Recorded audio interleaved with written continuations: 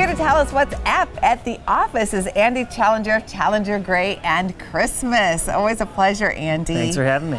So if you don't know what an app is, it's just this. Here's my tablet, my iPad, and then here's an app. I have several apps on here. One of them happens to be Spot Hero, so I click on this app and it talks about where I can park.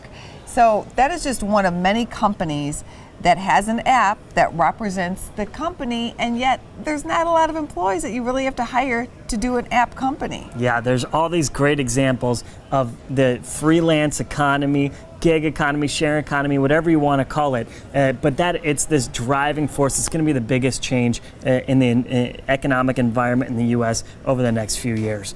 Some of the biggest names, of course, would be what? Uber, Airbnb, Spinlister's a new big one. What's Spinlisters? You can rent surfing equipment, or your bike, you could rent that out for the day.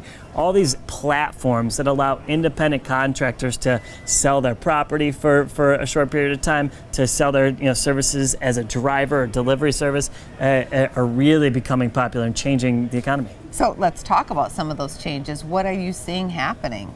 Well, we're seeing some of the biggest companies out there today, like an Uber or an Airbnb, that have very few employees of their own. 99% of their workforce is independent contractors. So it's changing this relationship between employees and employers, but it's also adding a lot of flexibility and new lines of business people can sell their services in. Is this a part of the so-called gig economy that's growing so rapidly? Yes, absolutely. And right now we see it primarily in delivery or in renting out your home, but we're expecting and starting to see the signs of that transferring to other services like consulting, nursing, chefs, starting to be able to sell their services not just to one employer but to a larger network. How quickly are you seeing these changes come on? Yeah, once they start to catch fire, they move quickly. We saw it with Uber, we saw it with Airbnb. We can expect to see large segments of the economy start to go gig, as we call it, start to break up and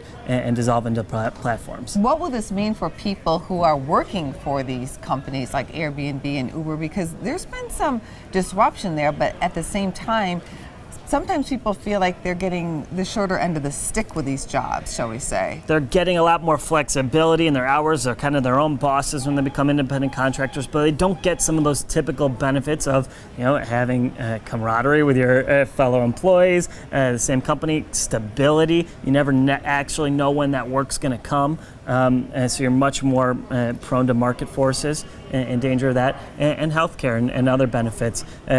People are just now starting to try to figure out how to accommodate these new independent contractors. I sometimes feel too that the people who own these app-driven companies are really making out quite well at the top.